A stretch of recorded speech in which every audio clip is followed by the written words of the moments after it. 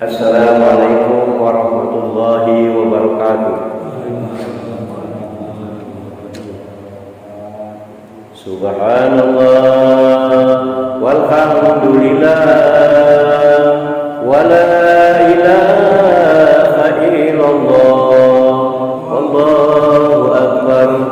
Subhanallah walhamdulillah wala ilaha illallah wallahu akbar.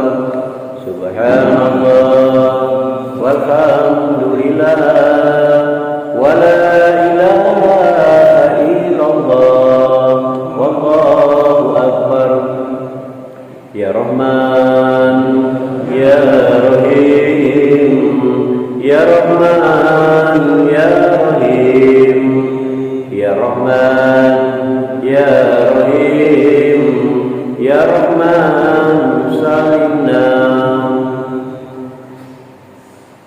Alhamdulillahirabbil alamin. Wassalatu wassalamu ala asyrafil anbiya'i wal mursalin wa ala alihi wa sahbihi ajmain. Asyhadu an la ilaha illallah wa asyhadu anna Muhammadar Rasulullah. Allahumma shalli ala sayyidina Muhammad wa ala ali sayyidina Muhammad. Wallahu ta'ala fil Qur'anil Karim. Bismillahirrahmanirrahim. Lillahi ma fis samawati wa ma fil ardh wa in tubdu ma fi anfusikum aw tukhfuhu yuhasibukum bihillah wa yaghfiru liman yasha wa yu'adzibu man yasha wallahu ala kulli syai'in qadir. Shadaqallahul azim. Kami hormati para jemaah Masjid Anwatul Rahimin, jemaah subuh yang dimuliakan Allah. Terus kita bersyukur kepada Allah Subhanahu wa taala dimanapun kita berada, dan tetap bertakwa kepada Allah dimanapun kita berada, baik di waktu sunyi maupun di waktu ramai, baik pun di waktu lapang maupun di waktu sempit. Alhamdulillah, dengan izin Allah lah kita dapat berkumpul di masjid yang dimuliakan Allah ini, sholat subuh berjamaah. Karena banyak saudara-saudara kita yang tidak sempat lagi ke masjid. Pertama, karena dia sudah dipanggil oleh Allah Subhanahu wa taala. Kita doakan yang telah mendahului kita, semoga Allah lapangkan kuburnya, Allah ampuni segala dosanya, dan Allah terima amal baiknya. Dan ada juga saudara-saudara kita yang tidak sempat ke masjid disebabkan oleh dia terbaring di rumah sakit, dan uzur mereka untuk datang ke masjidnya Allah Subhanahu wa taala. Oleh sebab itu kita doakan semoga yang sakit tetap sehat, dan yang belum datang ke masjid insyaallah dimudahkan dalam urusannya untuk hadir ke masjid Allah ini. Amin ya rabbal alamin. Bapak Ibu yang kami hormati, jemaah subuh yang dimuliakan Allah, tentunya pagi ini kita masih dalam membahas hadis kursi tentang pahala memuji syukur. Karena Allah telah berfirman dalam hadis kursi itu yang bunyinya, izab talaitu abdan min ibadi mu'minan muhammadini ala mabtalaituhu fa'ajruhu lahu ma kuntum tujaruna Allah. Di dalam firman Allah ini dalam hadis kursi, Allah katakan, sekiranya aku uji salah seorang hambaku yang beriman, lalu ia mengujiku atas ujian itu, berilah pahala yang bersambungan baginya, sebagaimana pahala yang biasa kalian berikan atas amal yang mereka lakukan. Jadi sekiranya ada salah seorang, kata Allah, hambaku yang beriman, nah mencapai yang dikatakan Allah yang beriman ini tidak mudah. Ada syaratnya jadi berimanku. Mohon maaf kalau sekedar dia mengaku Islam saja. Jadi wong beriman itu pasti Islam, nah itu bahasanya. Mohon maaf, wong Islam itu ngaku Islam belum tentu dia beriman. Nah itu agak kajiannya ketinggi.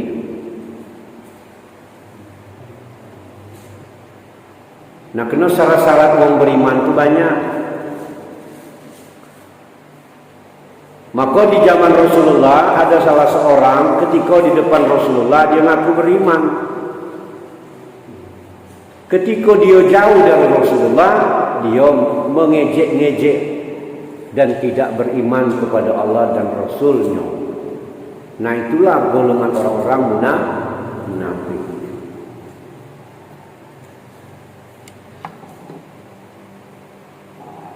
Ustaz, kita ni kalau tidak setuju dengan wong, kita langsung macam mana hukumnya?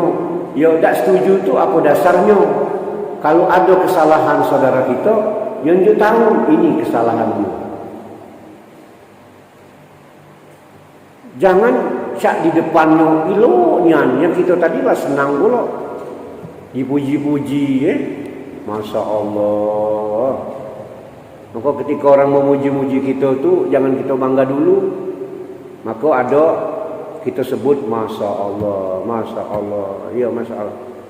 Iya, karena ngapa? Belum tentu yang dipujinya itu jadi kebaikan.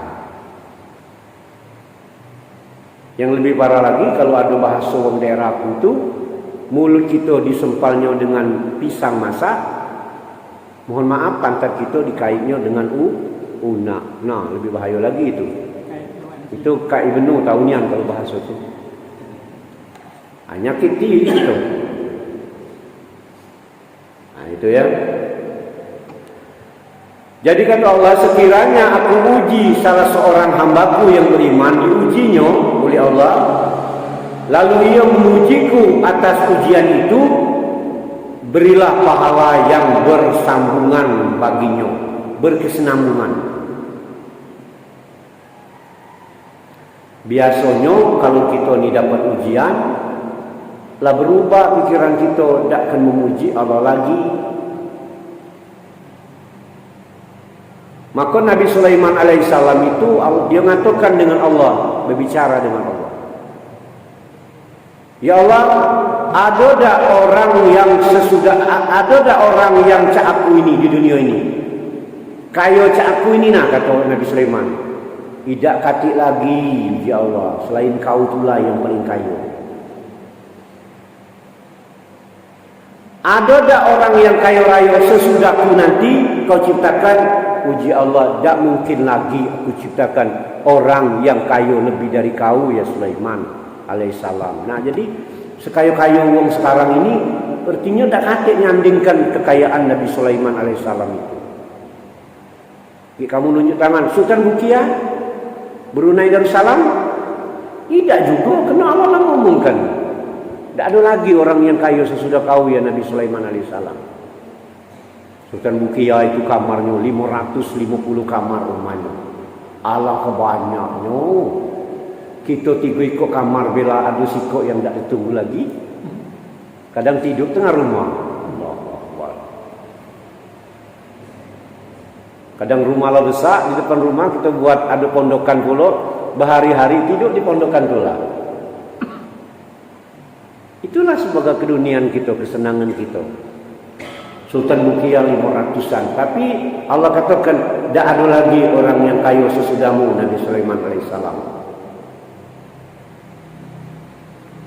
Kenapa Nabi Sulaiman berbicara dengan Allah dengan katakan, jangan ada lagi orang kaya sesudahku itu? Karena dikhawatirkan orang yang kaya sesudahku ini, ya Allah, tak seperti aku tetap syukur dan memujimu. Ama itu. Ada juga orang kaya yang banyak ibadatnya, ada banyak juga. Tapi ini kan kisah ini kan nyeritakannya pasti itu kan.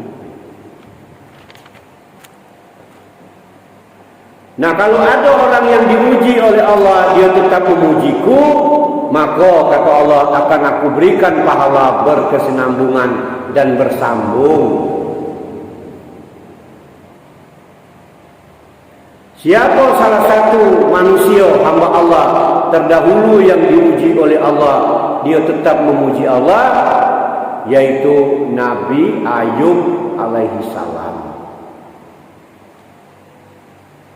Nabi Ayub tu suami istrinya hilang, anak-anaknya meninggal, ya, anak-anaknya meninggal, ada juga istrinya yang tidak patuh dengannya karena dia dalam keadaan sakit bertahun-tahun. 13 tahun Nabi Ayub itu sakit yang menjijikkan, badannya penuh dengan korengan yang membusuk. Allahu Akbar. Yang hebatnya busuk itu pasti ada lalat dan ulat. Ulat lekat di tubuh Nabi Ayub alaihissalam. Tak sanggup bu, kita tak sanggup. Yang hebatnya ketika ibadatnya Nabi Ayub, dilepasnya ulat itu, ditaruhnya dulu di lantai. Ketika dia dah ibadat, ditaruhnya lagi. Kenapa? Ulat ini nak makan juga jinnya. Kata tempat makannya selain aku inilah. Sampai dia menyendiri di dalam gua. Ketika di dalam gua itulah tiada seseorang pun yang ada, tak ada makhluk lain kecuali Nabi Ayub beserta ulat di badannya tadilah. Kalau dengar cerita ini menetes air mata. Untuk apa lagi kita ni tak taat lagi kepada Allah ini? Apa ujian Nabi Ayub alaihissalam ketika ulat itu lekat di badannya?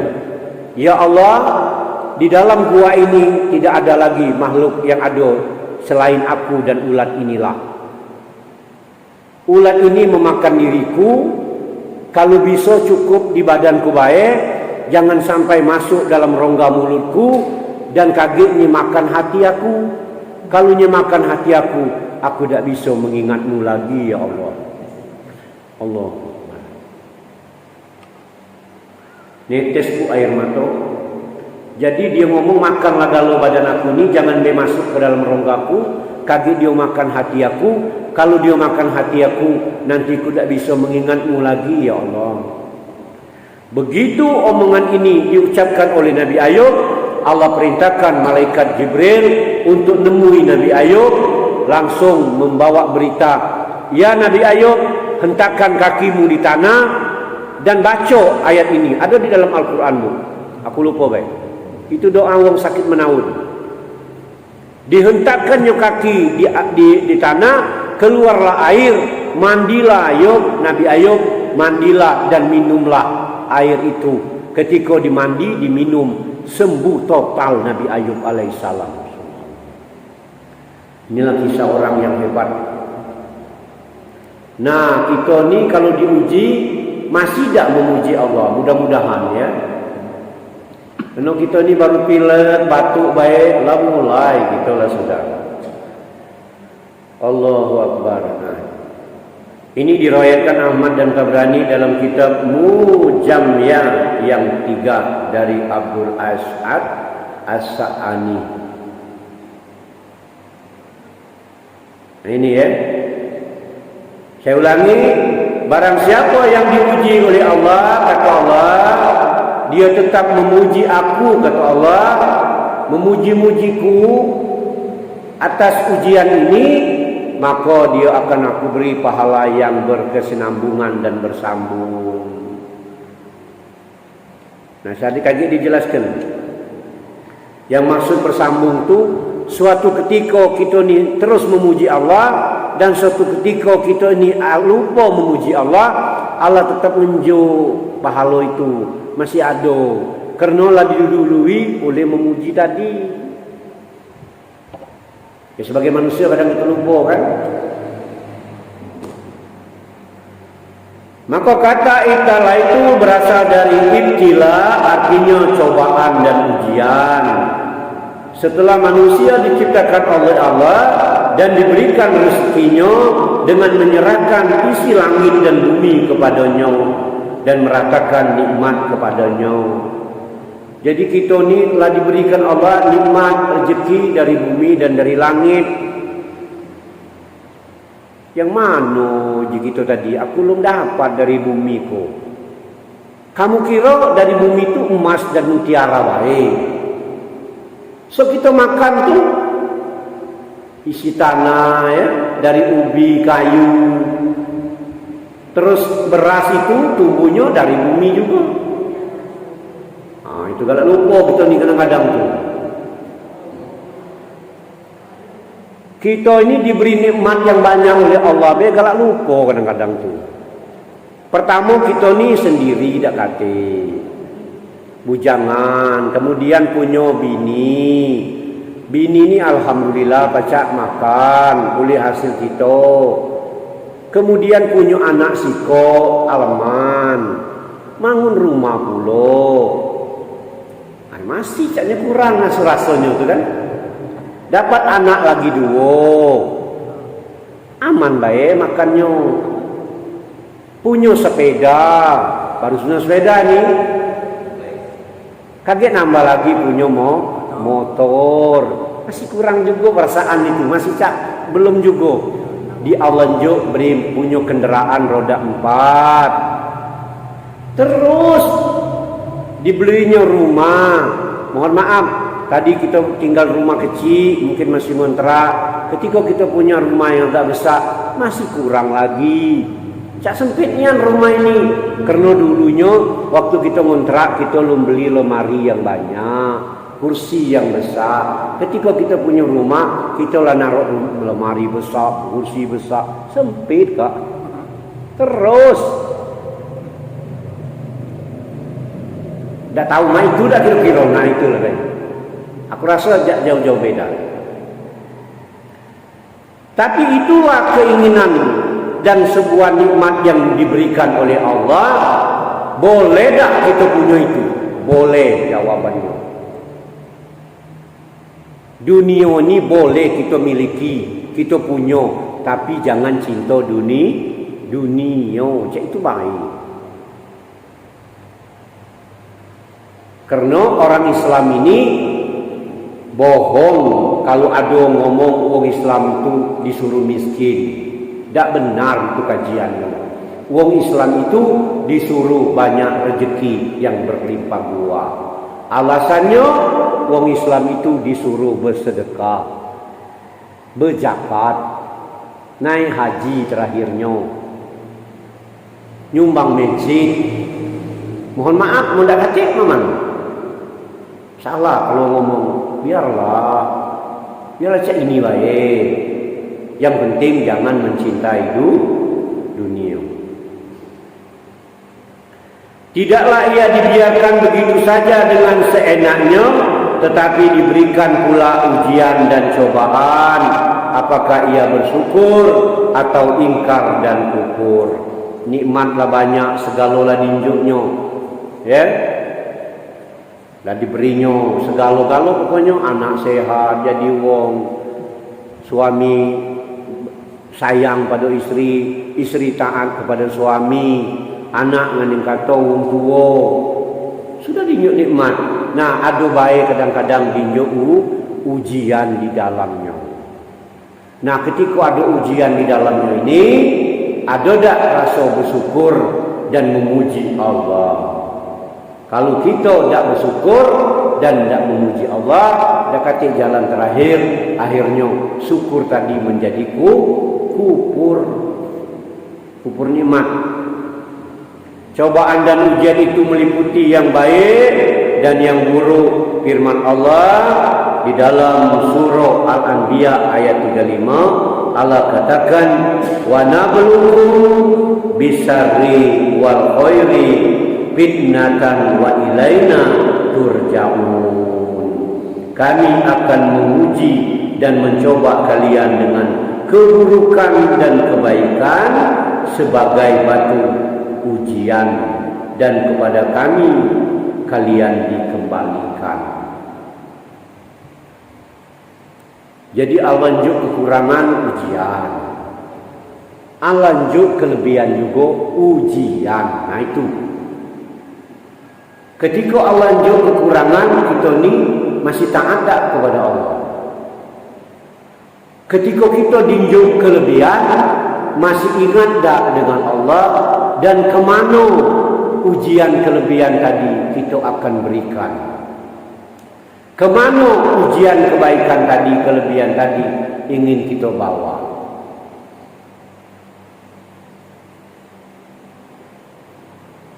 Umpama mohon maaf kita diunjuk nikmat oleh Allah punya kenderaan roda 4. Roda 4. Ketika hari lebaran hujan deras, kita tak pergi ke masjid. Itu contoh baik. Apa ditanya wong apa dak ke masjid kena hujan deras. Lah mobil ada di rumah tu cukup sekeluarga untuk pergi, dan kalau pacak lebih ngajak tetangga. Ai takut kotor, nah kacau kajian tu. Takut kotor hari hujan tadi. Nah itulah, itulah jadi dinjuknya kekurangan juga ujian, dinjuknya lebih juga ujian. Nak di kemana kelebihan ini? Jadi oleh karena itu Nabi Muhammad SAW selalu memohon untuk mengajari umatnya bagaimana seharusnya memohon agar diuji dan dicoba dengan yang baik saja. Maka Nabi Muhammad berdoa, Allahumma la tabluna illa billati mina ahsanu. Ya Allah, kami memohon agar Engkau jangan menguji kami kecuali dengan hal-hal yang lebih baik.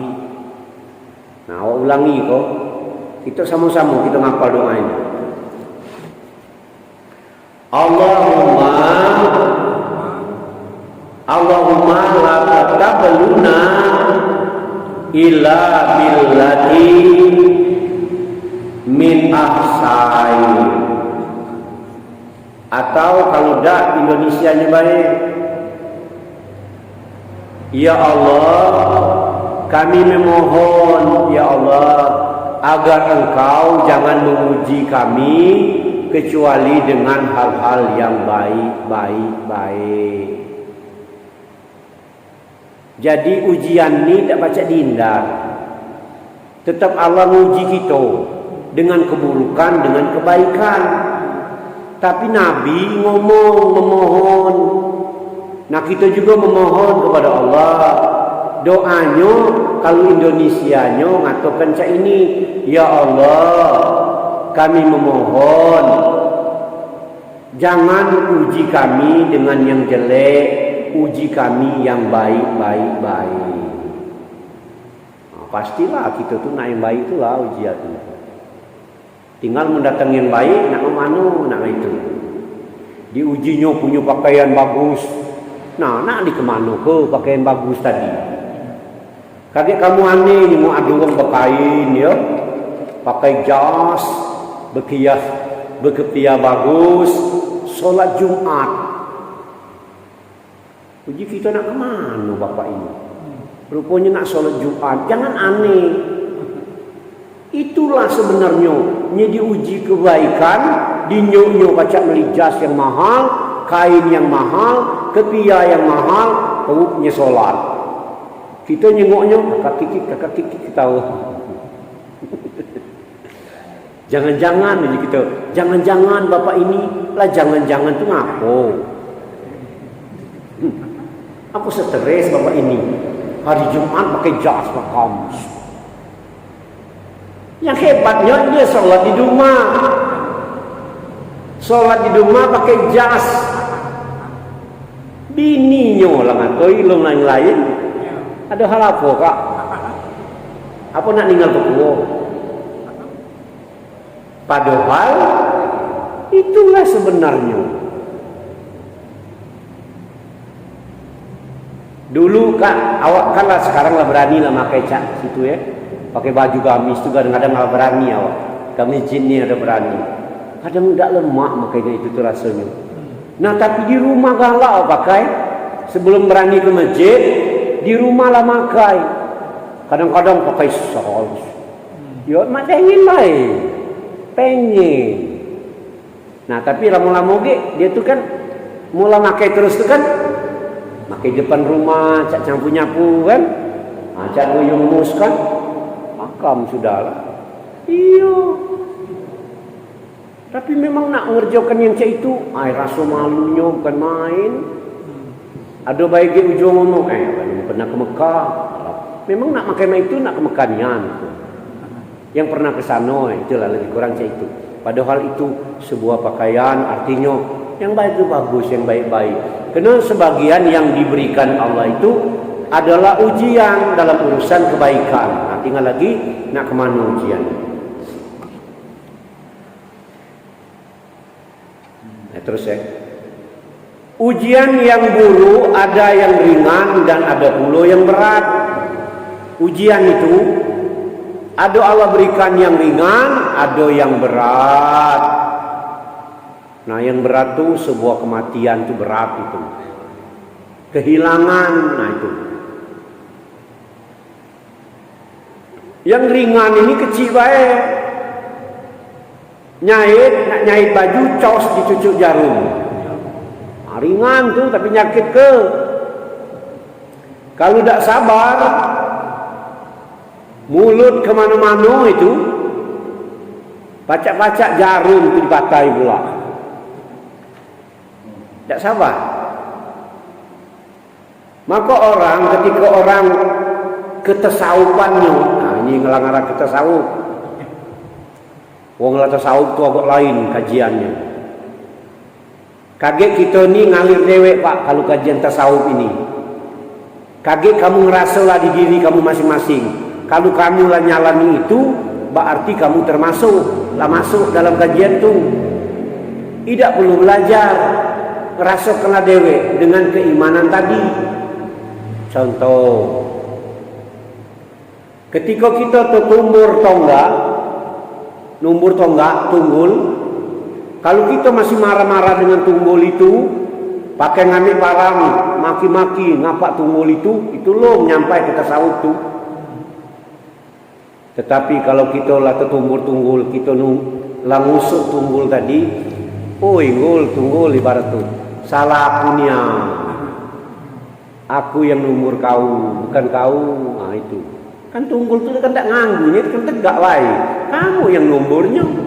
Ketika kamu tertumbur dengan dia, kamu marah-marah. Nah itu namanya belum sampai ke sana. Contoh lagi. Kalau kita nyengok tanaman dekat rumah kita kering kerontang, kita biarkan baik, belum nyampai. Tetapi kalau kita menyengok tanaman kita tu kering kerontang, ya Allah, mati tanamanku. Nak minum juga dia ni haus, ngambil air langsung disiram, serasa dingin di diri kita juga nyampai. Macam itu baik. Itulah ujung tasawuf tu itu. Ada orang di dusun itu kalau dah tinggi tasawufnya, dijenguknya tajur pancing itu ada ikan dikait di belakangnya ikan itu hidup. Itu kalau uang yang nyengoknya uang kajian tasawuf dilepasnya itu. La ilaha illallah, ikan ini dikait belakangnya. Kaget nunggu ikan besar makannya pula. Alang kekejamnya dilepasnya. Ada pancing wong itu. Tapi kan dia kan pikirannya lain. Kita tadi cak idak becau dikait belakang ikan tu ngacar-ngacar keli kan, mengharap ikan teroman untuk nangkapnya. Ada yang makan pancing itu dilepas.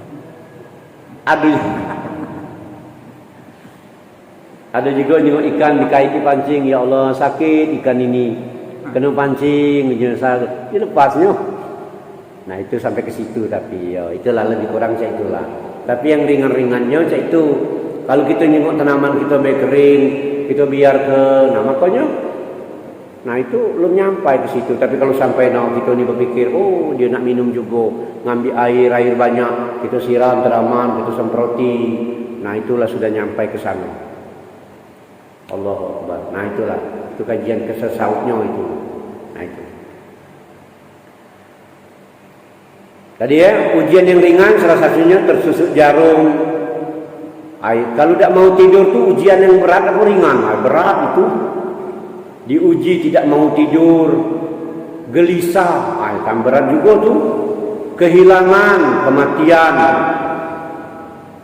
kecopetan, kecurian, sudah tuh bercekcok dalam rumah tangga, ujian berat tuh, ya, dan lain-lain, banyak.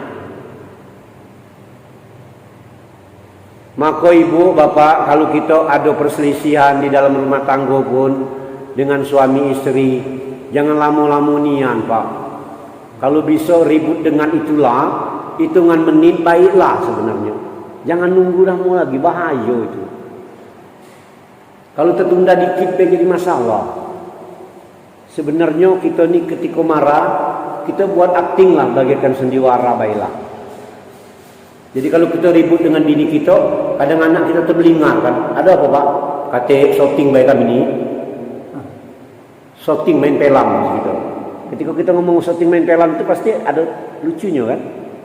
Dan baik lagi. Nah kadang-kadang sama-sama egois kita ni. Yang lanang egois, yang betina egois. Nah lama permasalahannya. Nah lebih kurang. Ya. Apalagi ada kata-kata tiada maaf bagimu. Dan jauh panjang pengalaman. Maka nak saja. Termasuk kita marah anak kita juga.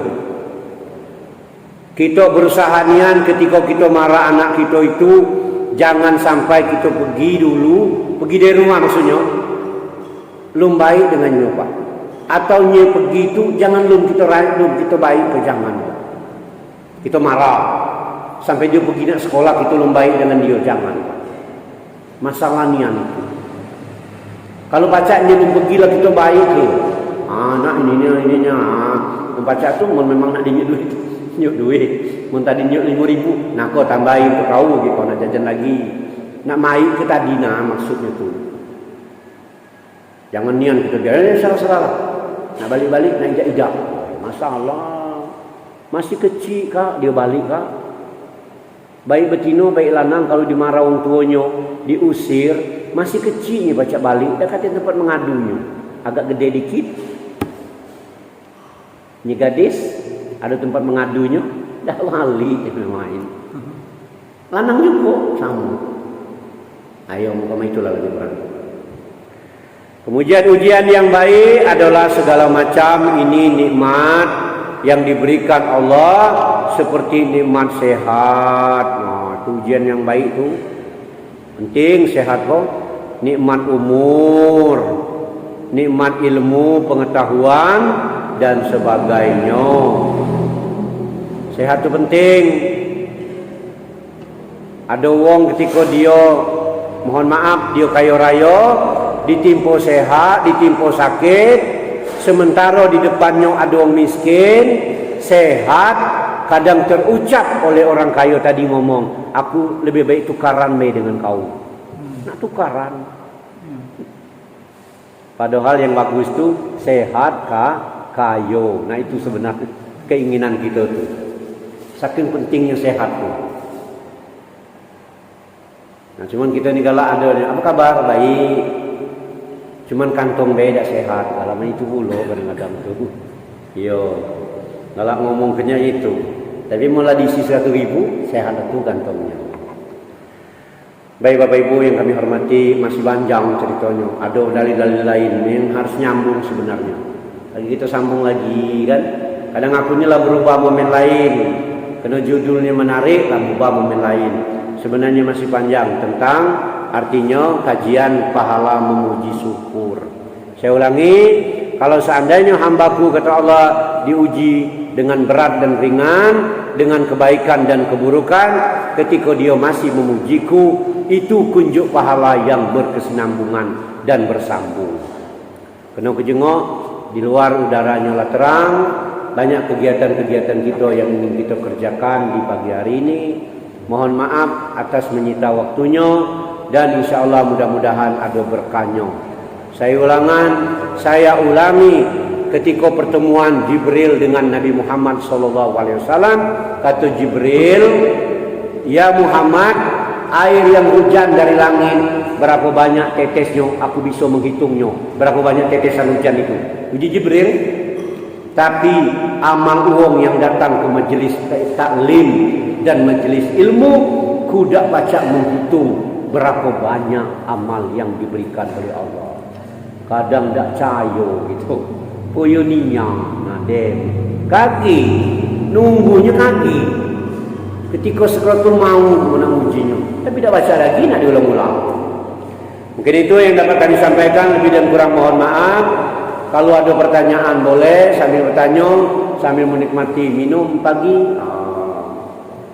Alhamdulillah ya. Pertama, nah inilah rezeki yang dapat kami sampaikan. Lebih dan kurang mohon maaf, dan kepada Allah mohon ampun. Wabillahi taufiq wal hidayah. Assalamualaikum warahmatullahi wabarakatuh. Ada pertanyaan tak?